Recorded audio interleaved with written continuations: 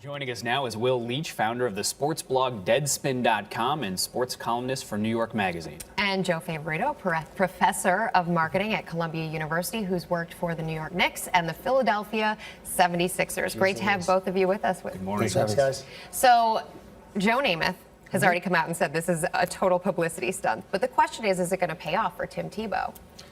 It can. I think everybody's got to remember that he was very savvy before. I mean, he won 2 national championships at Florida, won the Heisman Trophy. This isn't someone who just fell off the turnip truck. So he's got chances to do things. He already had a jockey deal before he came here. So there's lots of opportunity for him, but they have to And jockey's already put up a billboard here as a result of this announcement. Well, what do you think? Well, you know, it's still different. You know, I mean, certainly Tebow is popular and he's been very famous for a long time. It's still different here. You know, I mean, Jeremy Lin, within like 3 days, there was a Kardashian rumor. like in a lot of ways, it is different. It's going to be a different kind of spotlight. But it's also strange too because he was starting in Denver and won't necessarily be starting here. So like. Certainly, it will be strange in a lot of ways to have the most popular, recognizable player on the Jets be the backup quarterback that gets a few snaps a game. And it's different here because this is the biggest media market in the world. So how do you think the whole aspect of his faith, which is what everyone talks about, how do you think that will play here in New York versus how it played in Denver? Well, it's strange, you know. I mean, I think there's this perception like there's a lot of church here. Like this is not Sodom. Like this is, you know, I think it's something that he'll embrace. And frankly, I think this, you know, there was a lot of talk of whether he had the decision to come here or to come to Jacksonville. I think he's embraced it because this is a wider stage. This is something he's always been prepared for. He's always thought of like having the wide stage to spread the word. Like this is something he believes. This is not something he's fake about. I think he loves to have as many people see it as possible. Do you think all the attention he's getting, Joe, is going to push him more onto the field than if he wasn't already in the spotlight? No, I think it will.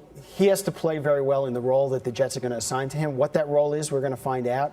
Everybody's got to remember, they have an outstanding quarterback and a very marketable guy in Mark Sanchez ahead of him already. And it's come out that he's going to be the starting quarterback. So if Tim Tebow can fit into that role and do very well, there are marketing opportunities that he can handle, and on the religious side, it's a tremendous stage for him. So, how do you think this will affect the team dynamic if you have the backup quarterback being so popular, even with a Mark Sanchez name in the front? Well, I think that, you know, the Jets, we talked about this beforehand, but the Jets have brought in some mercurial figures in the last couple of years, so it adds another mix to the locker room.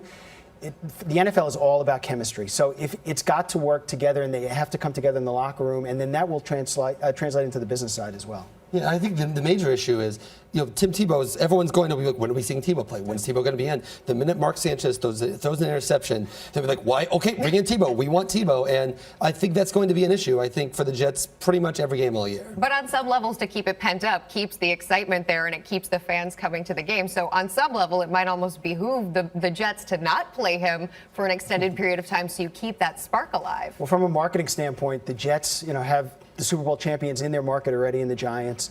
You know, they have to sell season tickets. They have to sell personal seat licenses. They need more marketing dollars. He is very much a marketable figure, but they have to do well on the field as well. He could become like a closer in baseball, where you basically just let him play for the last 5 minutes of the game and hope you can win the thing. Yeah, there will be, when he's not in the game, people will be waiting for him to get in the game. I think that's without question. No matter how Mark Sanchez plays or however they use him, people will be waiting to see Tebow. All right, Will Leitch and Joe Favorito, thanks so much. Thank you, guys. We appreciate it.